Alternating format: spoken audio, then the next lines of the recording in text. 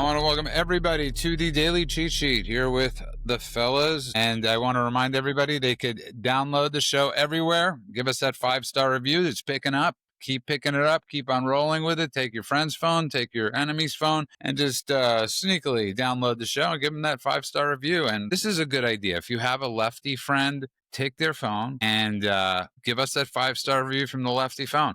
And I'll tell you why we ask for 5 stars. There's a good reason, okay? It's because 6 isn't an option I checked. All right? That's it. Can I tell you what I did to somebody's phone? This is a true story. Years ago, a friend of mine was on Tinder. And I took his about section when he was bowling, and I said something like, I'm open to everything. Sort of like implying that he plays both sides. He was not very happy when he started getting messages from men. Although now his husband, Robert, is very happy, and they have 2 wonderful adopted Venezuelan children. Lovely story. But it's amazing. In my wildest dreams, think about it. I was like a prophet. I knew one day that there would be that type of section on one of these dating apps that offered it.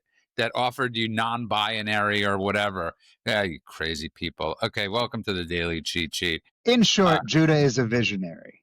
You know what that deserves? 5 stars. But it's not a dystopian visionary. That wasn't like a dystopian, of visionary. That was like I realize, but moving on, there's like some really serious things going on. Obviously, one of them being that Tucker Carlson now has an Air Force base in Idaho. And I think good for Tucker. Yeah, by the way, you just said something inaccurate. Let's go ahead and correct the record. This isn't a base. They made it real clear. No, wait a minute. This is not a base officially. It's a facility. Guys, it's just a facility. So don't worry. Just a bunch of Qatari F-15s and pilots on U.S. soil. It's just a facility. Everybody relax. You said base, Judah. It's not a base. It's just a facility, right? That's right. And a friend pointed that out to me, by the way, that it is a facility. But man, this is one of those things. I mean, Laura Loomer said, she was joking. She was being serious. Like, what could go wrong with training foreign pilots in America? And I thought that was a brilliant line by Laura Loomer. But it's interesting. They keep on saying when they say far right is opposing MAGA, Laura Loomer is the one that always comes up. You could guarantee when any news organization says MAGA fighting back, it's Laura Loomer. Well, it's mildly amusing, man. But the fact that Qatar has a base over here is a little weird. The whole thing is strange. It's like if they were going to try to train Qatari Air Force pilots on F-15s, why do they need their own facility or base, whatever you want to call it? And in Idaho, of all places, that's where we have a ton of property. That's not good for us. I don't want these people that love to learn how to take off but never landing, training how to fly in Idaho. I don't get it. But the interesting thing is that this deal has been in the works since 2022, I believe. You believe that? That's what I read. I'm not sure if it's actually true. Man, I read it too. I'm asking, do you believe that? Well, it all started in 2017, by the way. Just so you know, it all started in 2017. If you really want to go to the etymology of this, when we offered them like 36 FF whatevers, and we offered to train them and do all that. Here's the bottom line: is that Qatar has been dumping ridiculous amounts of money. I want to get into that in a bit because I want Golan to really go through the list because I think it's really extremely important to go through that list. But man, I don't think there's any this is just weird. And it's another one of those messaging problems like I've brought up in the past. What do you think? You were just going to dump this on a Friday and say, yeah, Middle East peace. And by the way, we're building a Qatari facility in I love that it was when Hegseth talked about this, he didn't connect it to anything that's been going on in the world, not to the peace deal, not to anything else. It just was like, and by the way, the same country that bankrolls Al Jazeera and sheltered up until now these Hamas leaders and launders money for half the Islamist alphabet soup now has a U.S. zip code. Just FYI, everybody. And then, there was a Hegseth-shaped hole in the wall as he got off stage, and that was it. They just pretended like they weren't handing the fox the hen house or marinating the chicken and putting it in the fox's mouth, as the case might be. I don't know. On the one hand, it's going to give us a lot more leverage over Qatar. We have the army base, the military base on Qatar soil. They're now going to have some sort of facility here. These are all things that we could technically take away from them and force them to change their ways. I don't understand why they I need love their own it. You know facility, what? why we I can't love just it. train their pilots. I What's that? love it. I love it. Judah Okay. loves it. Let's hear why, Judah Judah. loves Can it. you I explain lo why would you love it? I could not be happier because, like I said, it's the Qatari base in Idaho. Men, to your point, everybody that brings up the $3.8 billion in foreign aid that we give to Israel, for now on, you say that, I'm simply going to say Qatar has a army base in Idaho. Okay, for It's It more all than the just just that. people, sounds so ridiculous. for If you all want the to talk people that about, want to rip on Israel's influence, Israel doesn't have an army base here. We've never well, put it. here's what else. Qatar has 31 FARA registered agents in the U.S., so it's 22 based in Washington, D.C. 71% concentration of their lobbying efforts are in Washington, D.C. Since 2016, Qatar spent $250 million on 88 lobbying and PR firms, logging 627 in-person political meetings from 21 to 25, more than any other country. You want to talk By about foreign far. influence? Total U.S. footprint is $93.7 billion. Is Okay, how so much. just so you could explain that a little, because I don't like to be misleading, and I think it's even darker and more disgusting when you actually show where the other billions that we could account for actually went. Listen, I could understand the lobbying in Washington. I have never had a problem with people lobbying. That's what Washington is built on, is lobbying. But Although where's the sheer amount of money it's frightening, but coming in from Qatar in the even on the lobbying side, is show where the other genuinely money though frightening. goes. Show where the other money has gone. That's the big. The other money, you want to start at the bottom? Let's start at the bottom. There is a tremendous amount of money that is being poured by Qatar into kindergarten through 12th grade schools in the US, in the European Union, in the UK. There is a group called the Qatari Foundation International, and they used to only finance Arabic language programs. Little by little, they're the ones who are financing teacher training. They're the ones who are financing after school programs. They're doing grants for public schools and educators. It's an insane amount of money that's being poured into this. And at the beginning, it was universities. They eventually realized if they can have people go into university already pre-indoctrinated from a young age, and I'm talking a real young age. Remember when Ibram X. Kendi, that grifter, was selling people racist baby shit? Well, he didn't invent it. Qatar invented that. And then after you go kindergarten through 12, then you get into the universities. You get into not only the universities in the United States, which obviously the number is staggering, from Georgetown to Northwestern to Harvard and everything in between. to But Texas A&M. the Texas, well, I was about to say, wait a minute, Texas A&M, no, they have education cities that they finance in conjunction with universities. So you're talking about Texas A&M, Qatar. That's a name. Okay. They have Georgetown, Doha. They have Northwestern, Qatar. They have Carnegie Mellon, Qatar. There's a bunch of universities that you go, wait, why do you keep saying the word Qatar or Doha after the name? Because those are branches of those universities over there that they basically can now say, oh, yeah, this guy in Qatar graduated from Cornell. Oh, these are all genuinely universities that have chapters over there. But that's not the scariest stuff to me. I mean, that's bad enough. The scariest stuff to me are the think tanks. Because of FARA and other legal reasons, they can't like literally pay a government official. They have lobbyists that are not foreign, and there's all these loopholes they can play. But the think tanks are the easiest way in, because how do they spend money in think tanks? These are both U.S. and Qatari-based think tanks. Well, they pour money into organizations like the Brookings Institute or they have all these names that sound benevolent. The Middle East Council on Global Affairs and things like that. Or they'll say something blank, blank, blank for peace or something for love. And every time they say something like that, they're genocidal.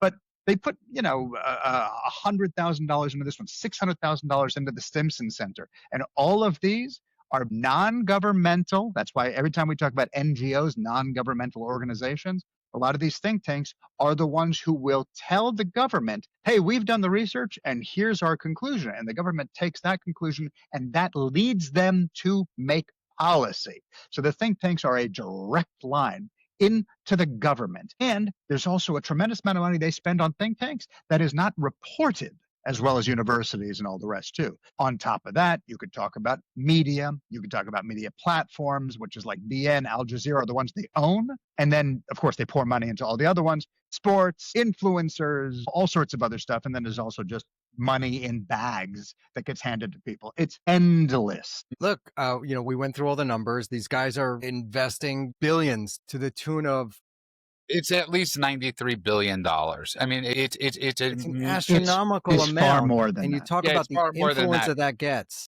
And again, I think the reason I'm finding this to be so comical and it really exposing this bull crap narrative that's been spread the last 2 years against Israel by people like Tucker Carlson and that all these anti-Israel, anti-American, anti-Semitic, anti-Christian people is they've been full of effing crap.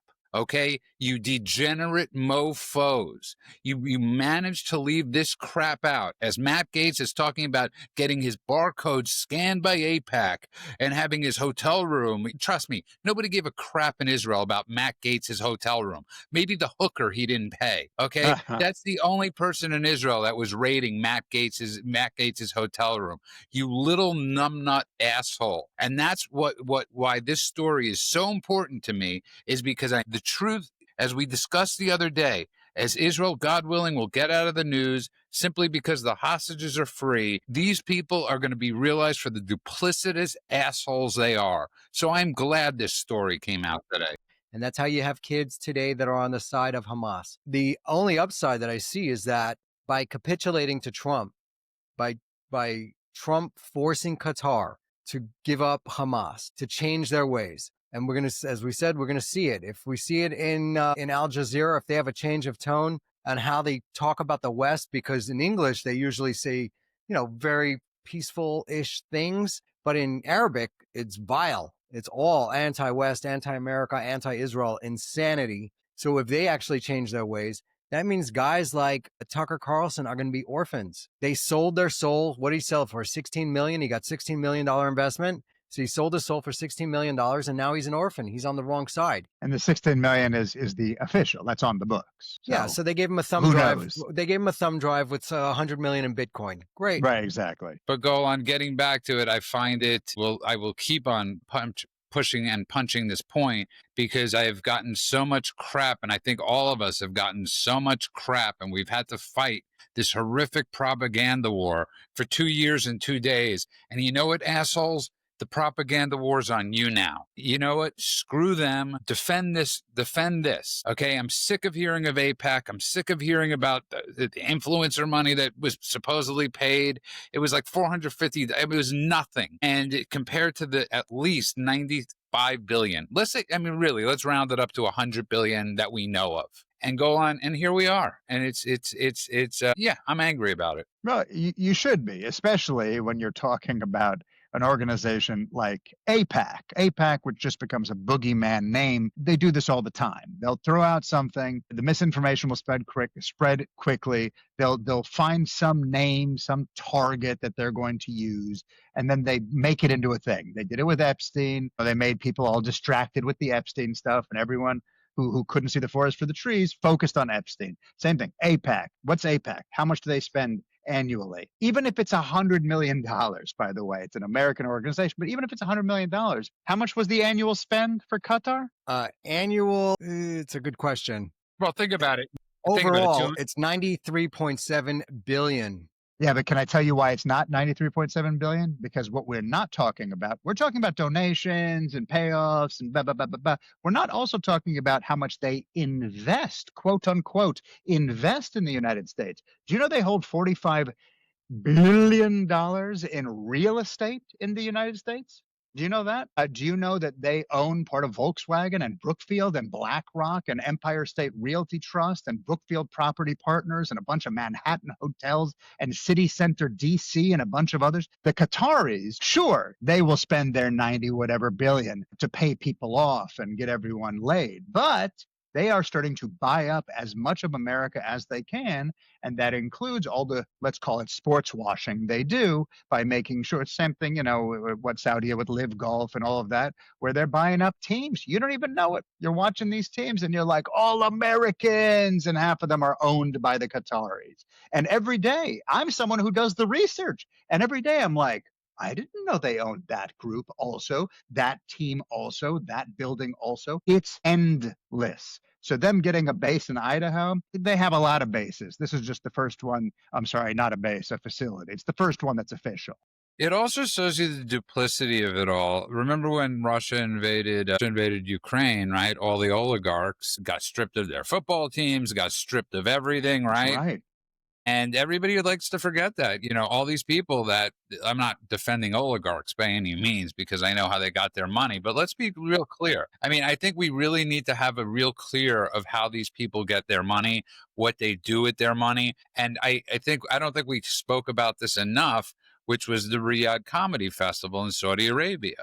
I don't think we spoke about this enough that you had at least 15 comics through a 10-day period performing in Saudi Arabia. And I don't know if you guys saw the rules, the rules for the comics of what they were allowed. And you're talking about people like Bill Burr, Dave Chappelle, Whitney Cummings. I mean, the list goes on of these comics. Did Whitney go? Yeah, Whitney went. Whitney went. Man, she's my old neighbor. Yeah. He's literally next door neighbor. He meant the duplicity in that. It's like I woke up in a world upside down. And I think a lot of people are very confused right now. They're angered when they see this Qatar thing. And, Pete Davidson, who performed there, his father got killed on 9/11. And he's like, and his answer was, as long as I see the routing number, with the money. That was his answer. He was praised by a bunch of people for that. At least he's being honest. And this and that. I'm sorry. That's like saying I took blood money, but at least I was honest about wanting money. You don't get credit from me from that. And by the way, I know, because I worked at CAA and I worked with the comedy team. I know a bunch of these guys. I've seen them all. Some of them when they were coming up. I used to watch Aries Spears when he was a nobody on stage. Joe Coy before he got with. I've known Bobby Lee forever. Yeah. There you go, like Bobby Lee.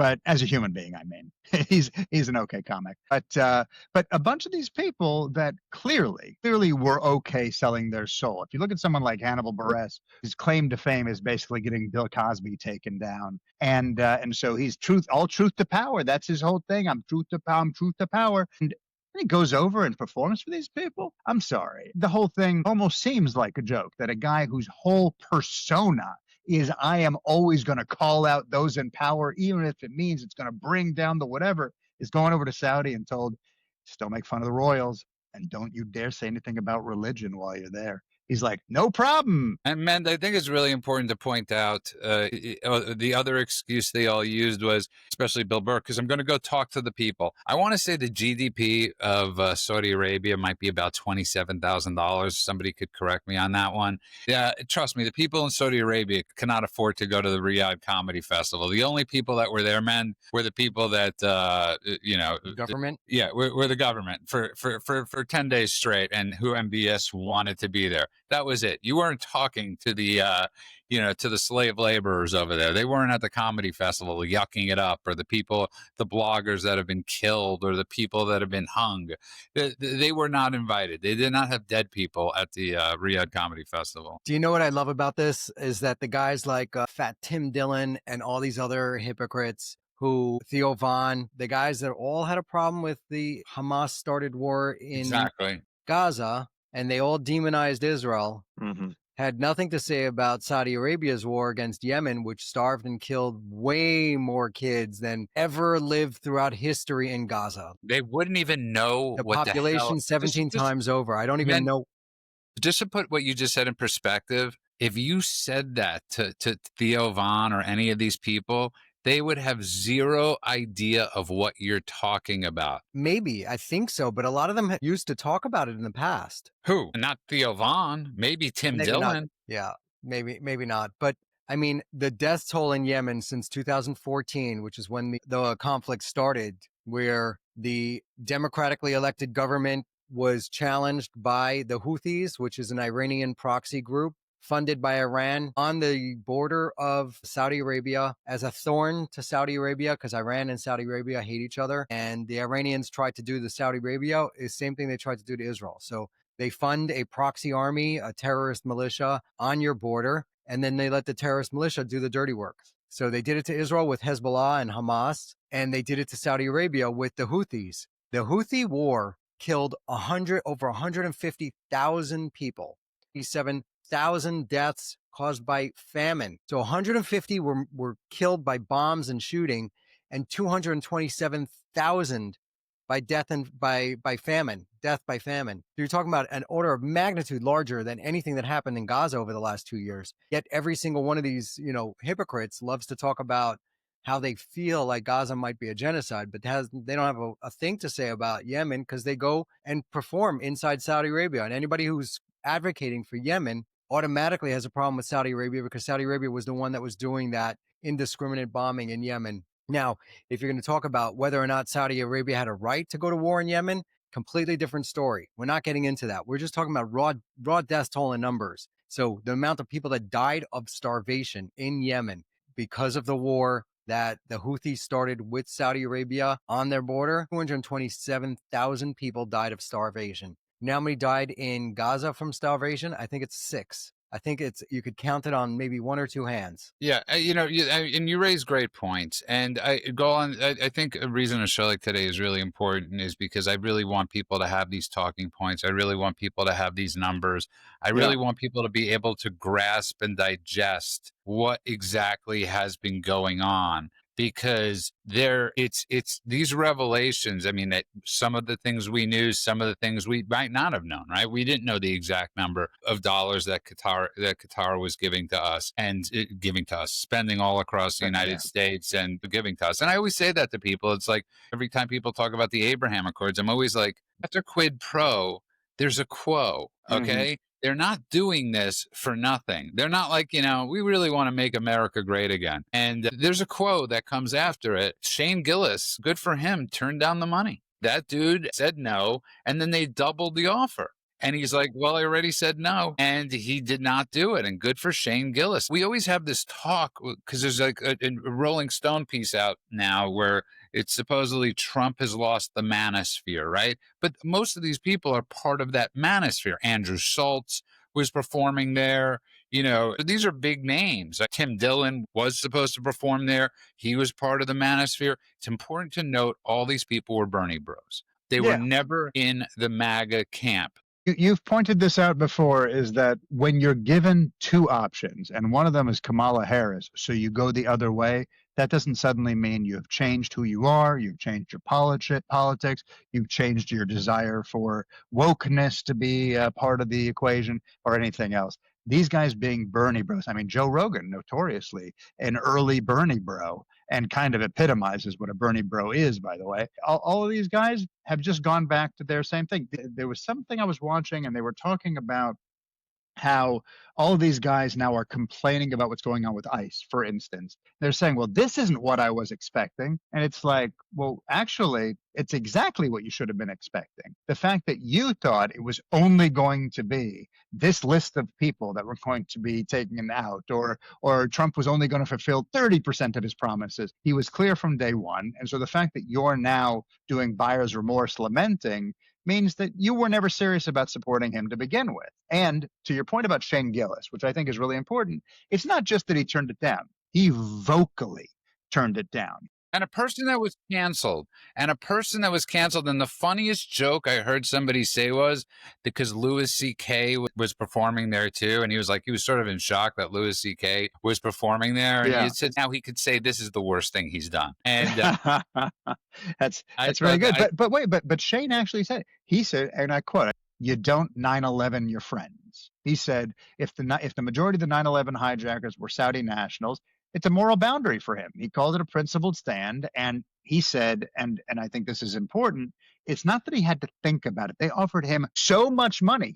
He was one of the people that was offered one of the top tier money amounts. You're talking about millions of dollars here. And he said, even when they doubled it, I didn't even consider it for a second. It wasn't something that was like this long tortured negotiation with the mirror just gut reaction. You don't do this. It's obviously not okay. This is obviously comedy washing, and I'm not going to be part of it. And I got to say, Shane Gillis gets full props from me for that. I think that shows real soul. Yeah, I agree. And men, do you know what's amazing as far as the algorithms and as far as this hasn't been spoken about a lot? And this ended 2 days ago, the festival, right? I mean, this ended. We're not talking about something that happened a month and a half ago. We're talking about something that ended 2 days ago, man.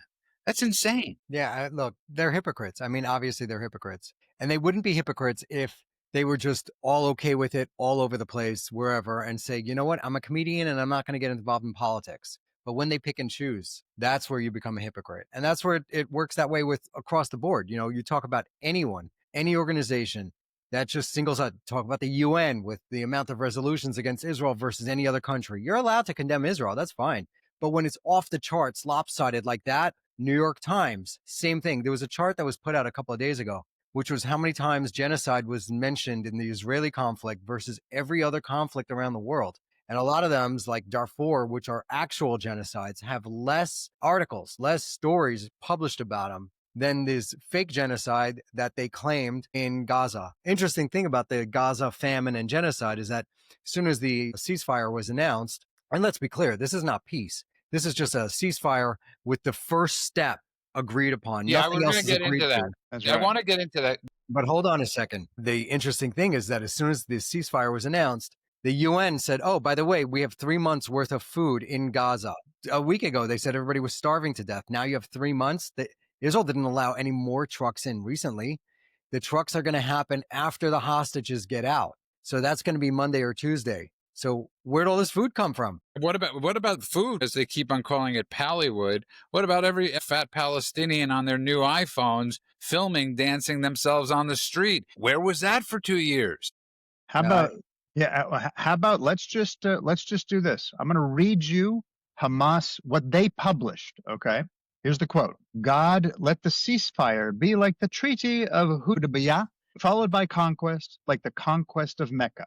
Okay, so just for context, the Treaty of Hudaybiyah was a temporary peace agreement signed by Muhammad with the Quraysh tribe. We're talking about, a zillion years ago, which he basically said to them, we're making peace. Everybody lay down your arms. And the minute they did, the minute everyone said, now we are friends, and everyone laid down their arms, he secretly murdered all of them, enslaved their women, conquered Mecca.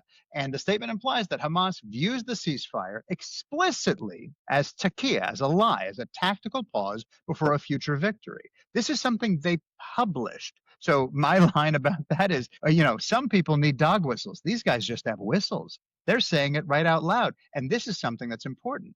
To your point, men, is they don't hide when they've been lying and then they finally have a reason to stop lying. They just tell you, I've been lying to you. So the minute it ended and they were like, we got 3 months of food. F you. We always did. Suckers. Like they tell you right off the bat. There's something called taqiyya, right? It's a Muslim That's term. what I was just talking about. Yeah. And the other one is everybody should look up what jizya means. Mm-hmm. Jizya is if you're a non-Muslim living You can have amongst some Muslims. weird searches on that. But if you're a non-Muslim living amongst Muslims, they either slaughter you, force you to convert, or you have to pay a tax so that they don't kill you. It's the old gangster shakedown. You don't pay us, you might get robbed by us. Well, I want to move on just a little bit because right now we're talking about this peace agreement that we know there's never going to be a phase 2. Everybody knows it's a joke. But the one thing that's not a joke is these hostages getting home. And I can't stress the importance. It can happen soon enough. They're reporting now that it could happen on Sunday. But the reason I say this is so important is because Hamas has come out, right? Hamas, Islamic Jihad, another popular front for the liberation of Palestine, released a joint statement rejecting any foreign guardianship over Gaza, stressing that its governance is purely internal Palestinian matter. And here's the kicker, man. They also expressed their readiness to benefit from Arab and international participation and the reconstruction of the enclave. Well, I got some bad news. So here's the thing, right? Let's just shut the hell up. Everybody in Israel. There is Bibi has that government on lockdown right now of shut upness. Mm-hmm. Okay. Get the hostages home. and then we could deal with the Gaza gentrification process, because we all know how gentrification works. The people that lived there originally never end up so men, it's good that these are their plans and we know their thoughts. It's never going to be actualized. Yeah, look, the genius of this Trump deal that he just did was he got Qatar and Turkey and Egypt and all of the backers of Hamas to force Hamas to accept a deal that releases all of the hostages first. It doesn't call for a two-state solution. It doesn't call for anything else. The only thing so far that they agreed to is releasing all of the hostages, and Israel will pull back to that yellow line, which is a few hundred meters from where they were. Great. Then they're going to have to sit down and work out the rest of it. And if Hamas refuses to disarm, the Israelis still have they still have their battalions, their army in Gaza. They're still going to be in control, I think, of 45% of Gaza. So those guys make one wrong move, they already know the Israelis are going right back in. You mean when they make one wrong move, the Israelis are going to go right back in, and the pundits and the idiots you see on social media are all going to say something like, oh, Israel broke the ceasefire. Like they say every time, doesn't matter. Bottom line is the bad guys are going to get killed if they don't agree to completely disarm. And America just said they're going to station 200 troops in Israel. I don't really like that. I think that's more Trump showing force to the so-called allies like Qatar and Turkey. I had the same sentiment. I gotta agree with you on that one. I had the same thought, because I don't want, as you constantly talk about talking points, I don't want this to be one of those talking points where people are saying, oh, they have boots on the ground in Israel. I do not want that.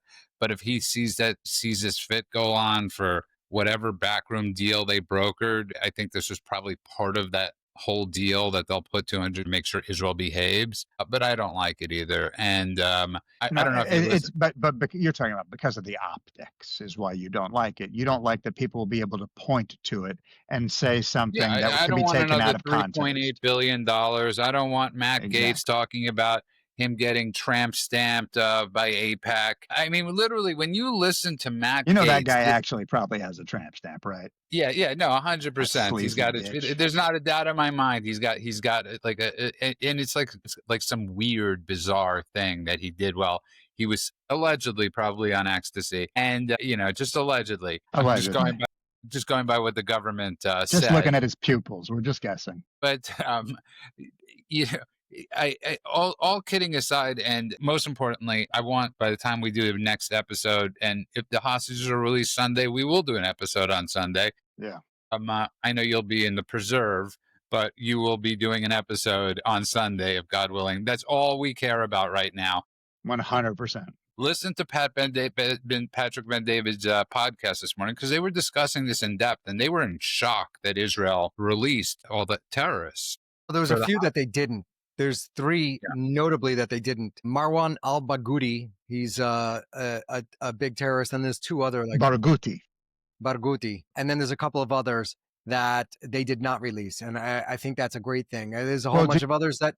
Should we talk about the reasons they didn't release some of these guys? Because there are only 3 specific red lines for them. And they broke the red lines somewhat, but because they did break the red lines somewhat, but the red lines, at least in theory, were no terrorists who became symbols or idols for the Palestinian terror culture. That's one. And a bunch of them were on posters and T-shirts and all of that. So anyone who fit that category, no. Any terrorists that specifically targeted children. This is one where it got gray area where some children died as a result of some of the murders, but they weren't targeting the children, whatever. They did what they could do.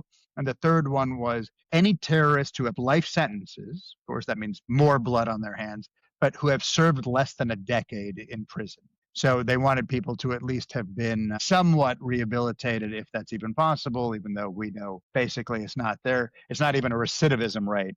When it comes to these people, they are murderers and terrorists and rapists when they go in. And that's just in their DNA. They come out murderers and terrorists and rapists. And Mend, I don't know if you have the list, but you should go over. It's a little dark, and I know it might be disturbing for some to hear, but you should go over some of the guys who were released. I don't think it's. I don't think it's. I don't think we should hold back. I mean, I think people should look at the people that were absolutely released.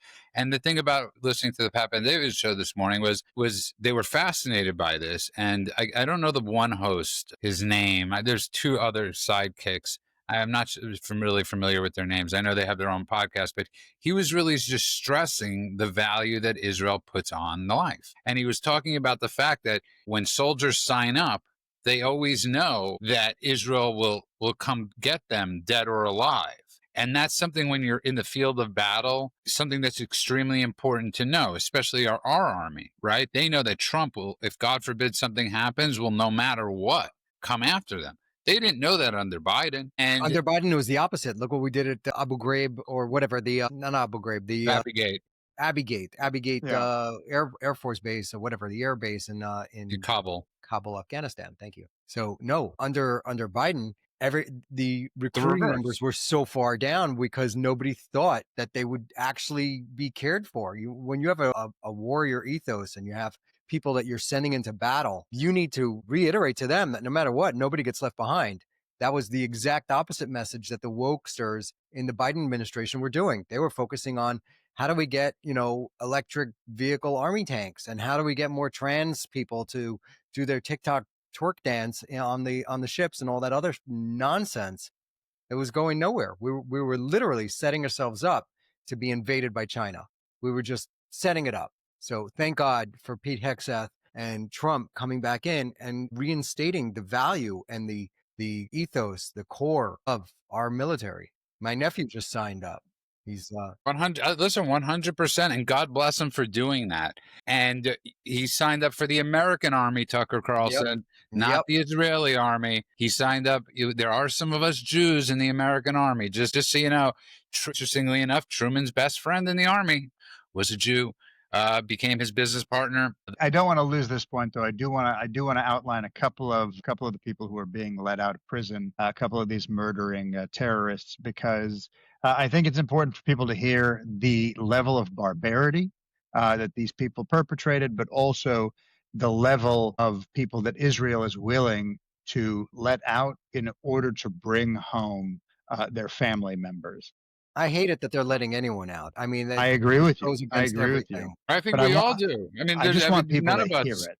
It's repulsive, man. It repulses us to no end. And this is an issue. Just so you know, for people listening, this is an issue all of us have had through this whole time because we wanted to be more hardline. And this was Biden put Israel into such a position, Golan, and we have to remember this. What Trump has done has been more than miraculous because of the position that Biden put Israel in and not allowing them to go into Rafah when they wanted to, slow walking the weapons. We are in this position with the hostages that Trump needed to come in because of Biden.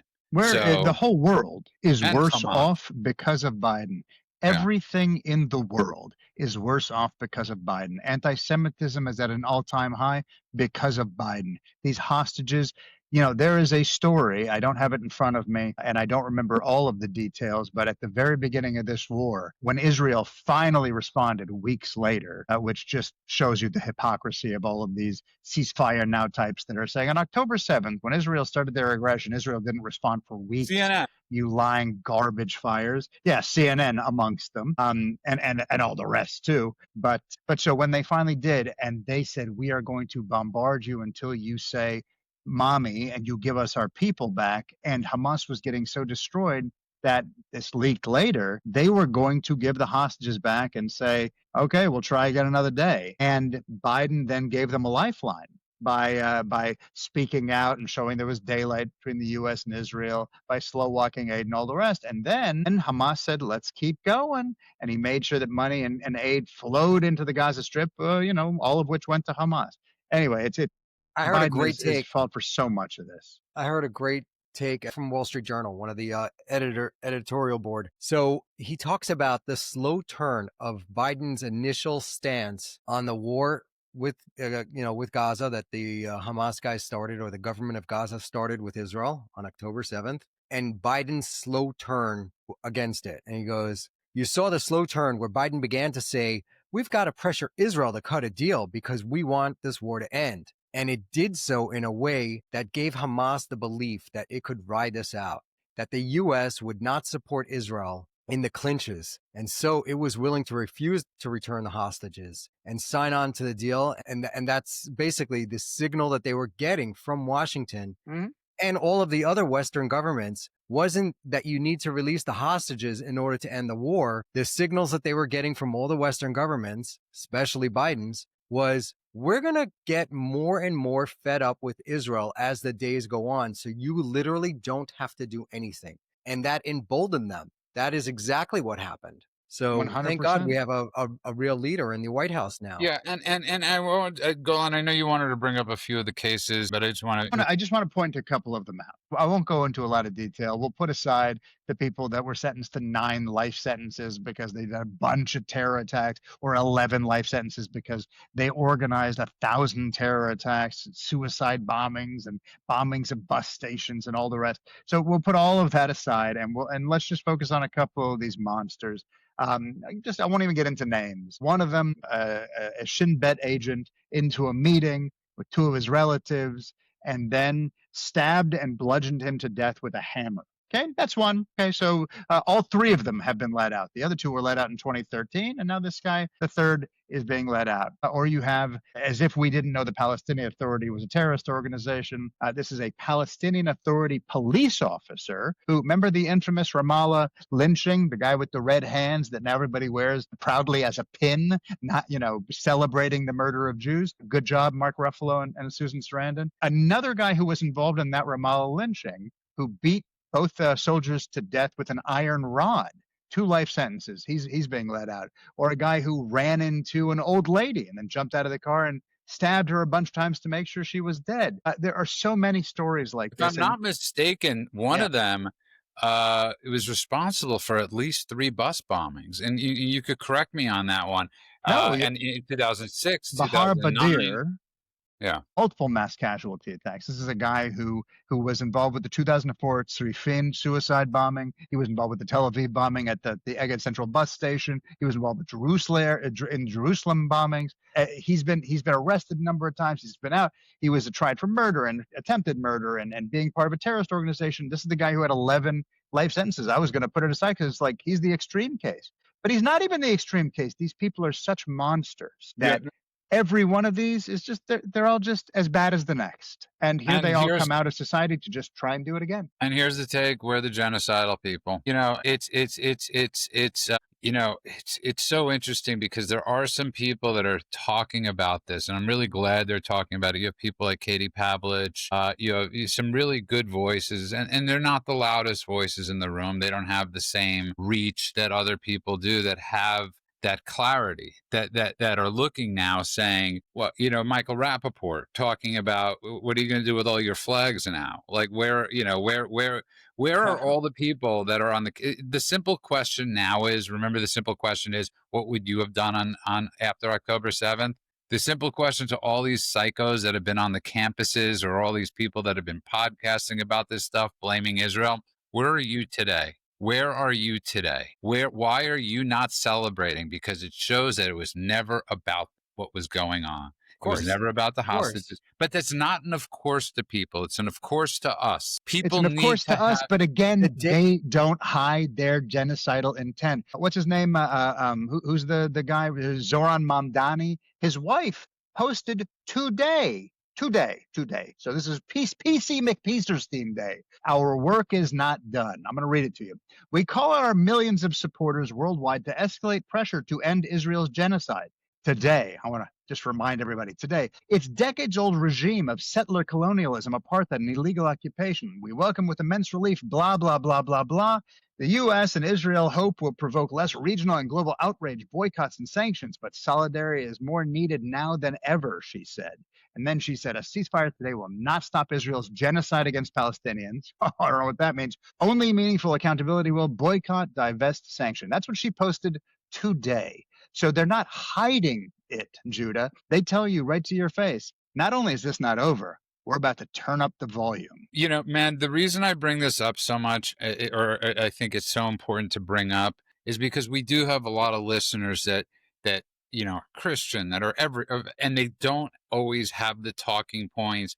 This isn't their fault. How the hell are you supposed to get all these talking points? And it's extremely important for them to understand. And when they see the Mark Ruffalos or the Susan Sarandons or that nut job who's, I love Trump saying she needs a doctor, Thunberg, right, where they found that the flotillas cost 200 more times pollution than like every airplane taking off that, or whatever the equivalent was. Yeah. And people really need to see this. People really need to be able to feel free now to say it was so hard for the last 2 years for there to be dissent, because it was almost like you were canceled if you were a dissenter. It was like you were put in a corner, man.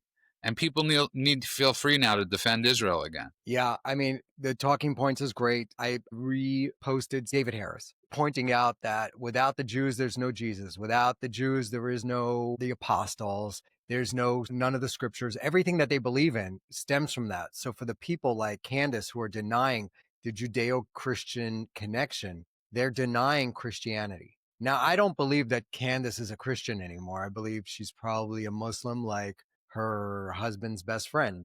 Evil. It gets worse for her by the day, which is great. She's almost like that Cenk Uyghur guy and his sidekick, Anna Kasparian. Who's now on the Pat Ben David network. But yeah, no, and his nephew Hassan Piker. They're all the same. They're all the same. They're all part of the same network. Hassan Piker is Sweaty Cenk Uyghur's nephew? Yeah.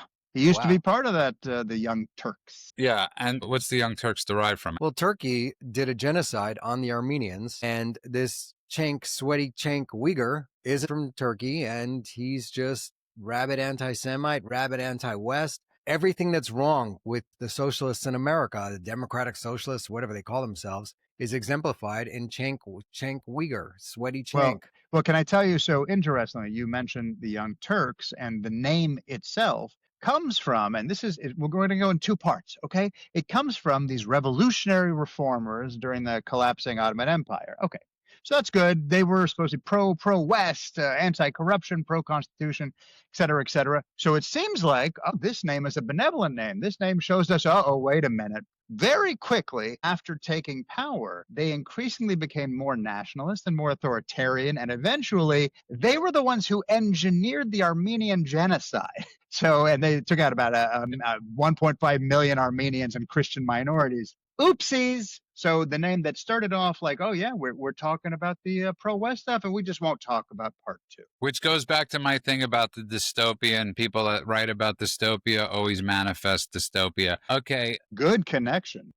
Thank you very much. That's what I try to do, is be the connector. And listen, all we could do is the Sabbath is coming along, something Charlie Kirk loved to celebrate and was writing a book about it. The Sabbath, the next 48 hours for humanity is so important. And I pray that everybody that listens to this show prays for the next 48 hours. This isn't about politics, it's about life. And those 20 hostages that have been tortured, raped, mutilated, may they get home to their families. And I don't know what's going to happen after that, but that's the most important thing. And I got to tell you, until that happens, I will not be at ease. But when they get back to Israel, then we could figure out after that, please go on. No, I'm just pointing out my shirt. It is the ribbon. Bring them home now. So I'm with you 100%. Release the hostages. We're really excited. This is an exciting weekend. Yeah, and it's exciting, and it's an exciting and a scary weekend. And hopefully it could be the start of let's hope that this is the start of a change that will bring about peace to the Middle East. That is our goal. That is what we hope for. That is what we wish for all nations involved. And I just want to, since we're all serious, just end it on a little bit of a humorous note. J.D. Pritzker decided it was a good idea to do a skit on Jimmy Kimmel last night. I don't know if you saw this, Mend. He was doing a skit about how bad Chicago is. And, you know, he was as if it's not. He was kind of doing a sarcastic, "Oh, it's so scary here. There's so much crime here." Literally on Jimmy Kimmel, making fun of the fact that his failed policies have destroyed the city. I can't imagine anything more tone deaf than that. 50 people get shot in Chicago every weekend. And to do something like that is just straight up gaslighting. You're making fun of the people that have to deal and endure your failed policies. See, but I think you're giving him too much credit by calling it gaslighting, because gaslighting indicates that he wants them to believe what he's saying. To me, this was basically shut up. Just making fun of them. Making fun of you. But you got a problem in Chicago? Why don't you vote me out? You won't. And so suck it. That's what it felt like, actually. It's disgusting. We're witnessing, you know, so much disgust, but at the same time, we're also witnessing a lot of hope. Thanks to people like Bibi Netanyahu, thanks to people like President Trump, thanks to people like Jared Kushner, thanks to people like Steve Witkoff, thanks to people like Marco Rubio, Pete Hegseth, and thanks to people like us. Thanks to people like us. There you go. Right. And thanks to the people that follow us and read truth. Listen, when you post certain things in a certain market, you're always a little nervous. I got to be honest. You're always a little nervous about the replies. I'm like, well, if I post this at 11:30, will I wake up to hate? What will I wake up to? So I just ask everybody to pray this weekend for humanity. It's extremely important. I have that song in my head. I wish somebody would do a video. I was trying to get in touch with the guy from Five for Fighting, John. He's been such an advocate for Ukraine and Israel and everything. He's been spending 2.5 years doing this. Very outspoken. Wonderful guy. I thought it would be amazing if he put it together, you know, to that song, I'm Coming Home. Okay. On that note, I want to thank everybody that's been listening, everybody that's been following. From the bottom of our hearts, thank you. You can find us everywhere at thedailycheatsheet.com. That's thedailycheatsheet.com. I want to wish everybody a good morning, afternoon, and night world, wherever you are. God bless you all.